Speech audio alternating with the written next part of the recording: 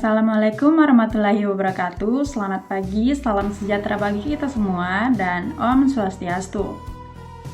Perkenalkan, nama saya Praisya Putri Edelweiss dengan NIM A5012510-019. Yang saya hormati Bapak dosen pengampu saya pada mata kuliah Landasan Bimbingan dan Konseling, Bapak Hasan MPD.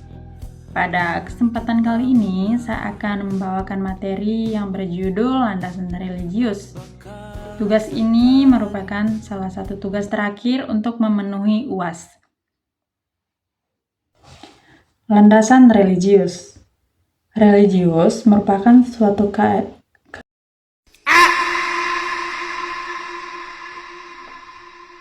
Landasan religius.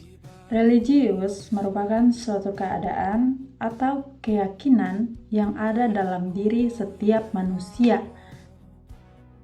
Hal ini menyebabkan seseorang itu bertingkah laku, bersikap, berbuat, dan bertindak sesuai ajaran yang mereka anut.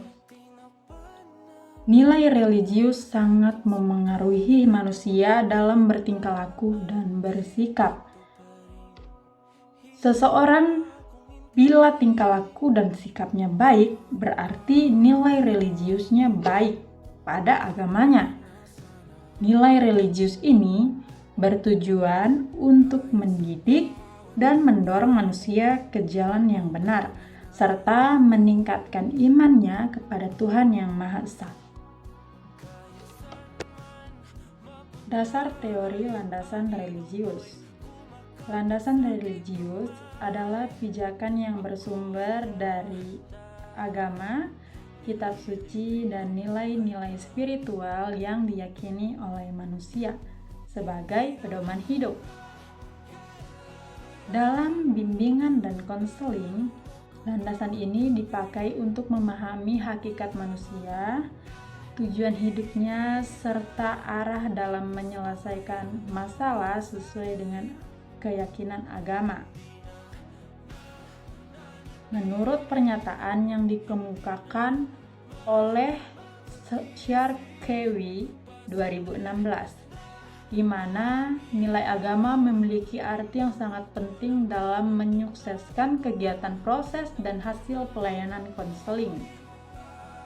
Konseling religius yaitu konseling dengan nuansa religi yang bertujuan untuk membantu klien atau konseli memahami diri sendiri, yakni mengenal pribadi, menetapkan tujuan dan makna hidup, membentuk nilai dan menjadi pegangan hidup, serta mengembangkan potensi seoptimal mungkin. Hubungan landasan religius dengan bimbingan dan konseling. Landasan religius memiliki hubungan dengan bimbingan dan konseling. Ada 4 poin. Yang pertama yaitu sebagai pedoman moral, yang dimana konselor dan konseli diarahkan berperilaku benar. Yang kedua, sebagai dasar memahami hakikat manusia. Manusia dipandang sebagai ciptaan Tuhan yang berharga. Yang ketiga, sebagai sumber kekuatan. Nilai agama memberi ketenangan, harapan, dan motivasi. Yang keempat, sebagai tujuan akhir dalam bimbingan dan konseling, yang dimana menciptakan manusia yang lebih baik secara moral, spiritual, dan mental. Contohnya, konseli yang takut menghadapi masa depan menjadi kuat setelah diberi penguatan bahwa Tuhan tidak memberikan cobaan di luar kemampuan manusia. Implikasi dalam praktik bimbingan dan konseling. Dalam praktiknya, konselor harus memperhatikan beberapa hal. Yang pertama, konselor harus memahami nilai agama yang dianut oleh konseli. Yang kedua, proses konseling tidak boleh bertentangan dengan keyakinan yang dianut oleh konseli. Yang ketiga, teknik konseling boleh memakai pendekatan spiritual seperti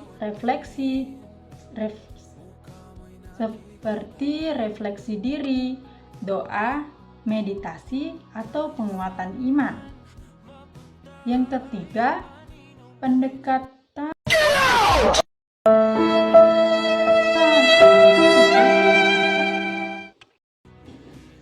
implikasi dalam praktik bimbingan dan konseling.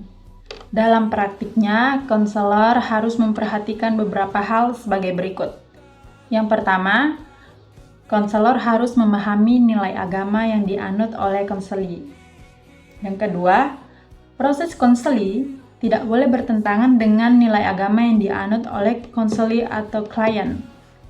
Yang ketiga, teknik konseling boleh memakai pendekatan spiritual seperti refleksi diri, doa, meditasi, dan penguatan iman. Yang keempat, pendekatan religius dapat memberi klien rasa damai dan ketenangan serta harapan baru. Contoh, jika konseli adalah seorang muslim, konselor bisa mengajaknya melakukan muhasabah atau introspeksi. Jika konseli Kristen, konselor dapat mengajak berdoa sebelum sesi konseling. Jika konseli Hindu atau Buddha, konselor dapat menggunakan teknik meditasi untuk mengurangi kecemasan.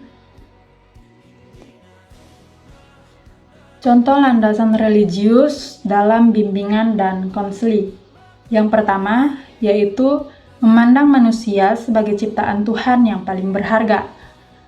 Yang kedua, mendorong konseli menjalani hidupnya sesuai dengan ajaran agama. Yang ketiga, mengarahkan klien untuk memperbaiki hubungan spiritual dengan Tuhan.